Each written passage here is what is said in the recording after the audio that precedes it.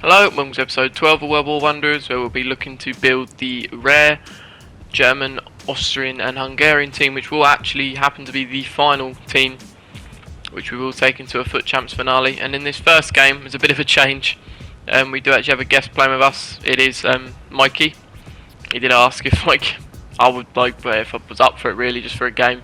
I thought, you know what, sod it, we'll see how it goes.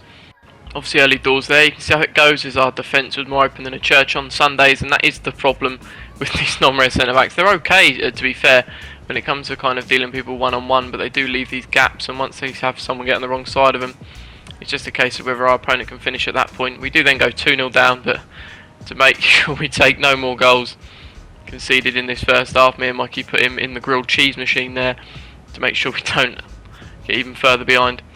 Don't you get a chance ourselves just before half time? Mikey there, very unlucky. I think it was with Uth not to score with the first shot that crashes against the crossbar, and then the follow up that the keeper somehow manages to get back in time to. We get the ball with Uth here, and I chuck it down the right towards Mikey, who's got it with Puskas. Now he's obviously going to wait for some people to come and support, which Uth has finally got there. Plays it in the box to Niederlechner. Mikey, he works a good bit of space to get that right foot finesse off. Like a five-a-side player fresh out the sin bin, we are back in the game. Now Swallow does get absolutely bulldozed into the net there, which we do get a free kick for. He does keep us in the game there with a save, which they do get a corner from. And as they chuck it in, again, Swallow does a great job of keeping us in this, and that's a poor further attempt from Puyol to try and establish a 2-goal cushion again. Now Felipe Anderson makes a shitter out of a sitter right there. Really should be doing better, but me and Mike is certainly not complaining. As I chuck the goal kick back out to the left back, Kadar does have it now. Moves it inside to Schlager. Now going down this right side with Uth, who does seem to be quite deep, although it's not Uth, it's Henriks. This is going to be the hard part for me, as it always shows who I'm controlling at the bottom, as opposed to who's actually on the ball. Mikey does get into the foot of Puskas, and I just do what I do best with Ferenc. Get it onto that left foot and fire it into the net to re-establish, to come from 2 goals down and actually rescue a draw. As you can see, it's now full time. Now what does need to be bared in mind as well is the fact that we're playing co-op. It does actually take it off, I believe, the better persons or higher ranked division rivals out of the 2 people, and I've obviously self-relegated to make this a bit easier for myself to begin with. But Mikey is up in Div 1. So you will now actually see the rank of our opponent as it eventually comes up. You see the fact that we end up getting, yeah, there you go, 2036 compared to our 1418. So the fact that we get 28 points off a draw just shows really the type of opponent we're up against. But at the end of the day, to live with a Div 1 opponent like that is actually, it's good. It's what we're going to have to end up facing in FUT Champs. So it's good early signs that even this non-rare team on a good day can hang with the best of them. We do get an early chance there with Uth, and perhaps he should have made better of it. I then think I've got to get something with Puskas here. I'll try and take the early shot as he is closing off other options, but the keeper does get behind it, and he gets a yard of space pretty much with Mahrez to get that shot off, and that is what Mahrez does. He finishes.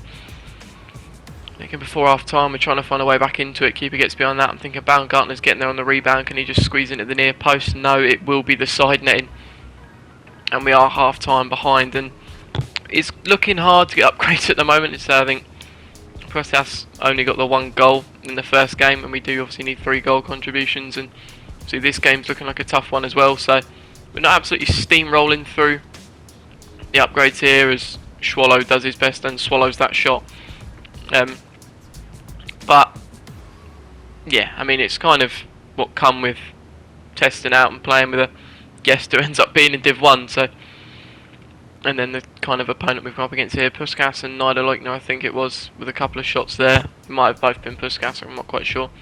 Testing the goalkeeper to his best of his ability. And then I think, I forgot who that is, that might have been Orban or Poch, maybe someone else. Does get his head on that corner, but sadly it's the right thing to do to head it into the ground, but it was too much into the ground as it rises and goes over the bar. But lovely footwork from Puskas there, and he will get that near post finish to rescue a late draw for us. To spares the blushes of a loss, and obviously that is a goal to get us closer to an upgrade, but still none just yet.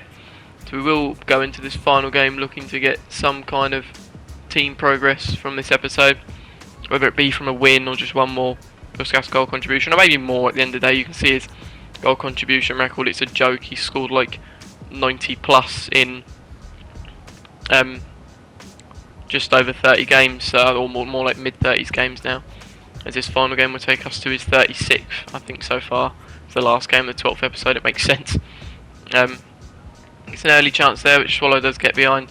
And I'm thinking he is going to bag here, but Poch does a good job to win the ball off him, and as we try to break from that, trying to find a way to get a through ball through to Puskas. We see a bit of a gap there, it doesn't quite come off, but he has an absolute mare with Joe Gomez, and if we're going to present Verink with a chance like that, he's definitely not going to miss those. And that's what I mean about the centre-backs being more open than a church on Sundays. Just get a bit of kind of like a 3 to 5 yard radius, sometimes even less. And with the speed of their strikers and quality of the strikers, they will most likely go in on goal and score. Although, thank God for us there, Werner does what he does best, and that's put a shot wide from inside the box. As this bloke really probably should be 2-1 up off the back of that. But we don't let that distract us as we come forward again. There's a great bit of space to play the ball to Nida like now, and he won't have the pace quite to carry through on his own, but he holds up for a bit and does see the on-rushing Uth, who does make, well, yeah, a good run and then a finish off the back of it to put us 2-1 up instead. This guy's probably kicking himself. Just before half time, we try and see if we can extend it to a 2-goal cushion. If Schlager plays over to Baumgartlinger, they're both a quick 1-2 from him. Just very good passing all round there, nice triangles, nice one touch. As we probably try and see if we can get a shot with Puskas. Lovely footwork gets his way, and it's not the easiest of angles, but it is Puskas on his left foot. So for him, that's pretty much clockwork. As we do go 3-1 up, which is a nice little lead to take into half time, and at the very least, if we even don't win this, we are definitely getting an upgrade from this episode, which will probably be focusing on the centre backs first. Bless their heart, and I do love them, but they just can't hang with some of the teams we're playing with. They occasionally, as I said, do some nice work, and I know they're doing their best, but yeah, when we're kind of facing, well, Werner's on an average day, and I think it was mid Puskas from the game before, it's just not the people they were made to deal with. So the sooner we can get onto good centre backs or good defenders in general, the better. As Nidelighton does a nice bit of, it's just a nice touch to open up a bit of space in the box, and yeah, an easy finish from there, and that's enough for this guy, it seems. As you can see, Puskas' brace and a win will secure us two episodes. You want 2 more episodes? I'll give you them. Secure us 2 upgrades right at the end of the episode. You can see we get Nico Schulz at left back. Not too exciting, but in terms of Hungary, Austria and Germany, probably is one of the best left backs on offer, unless you kind of get a special German like one of the Lahms, or I think Philip Max, but he'd be a bit of a ball like to work in and haven't actually done the objective for him. But then right next to him we get that, I think it's flashback or flashback moments, whatever it is, Boateng. I think it might just be player moments they call it, and he is someone, yeah, I've played a lot with and probably about as good as I can do at centre back, so hopefully he helps shore up defence and helps keep the goals out, especially when it comes to foot champs. You can see now Puskas 115 contributions in 36 games, still a joke. Our wins are now actually ahead of our losses, which is great. And yeah, probably a few episodes now away from having the team done and hitting you with that foot champs finale. But thanks for watching, and I'll see you next time.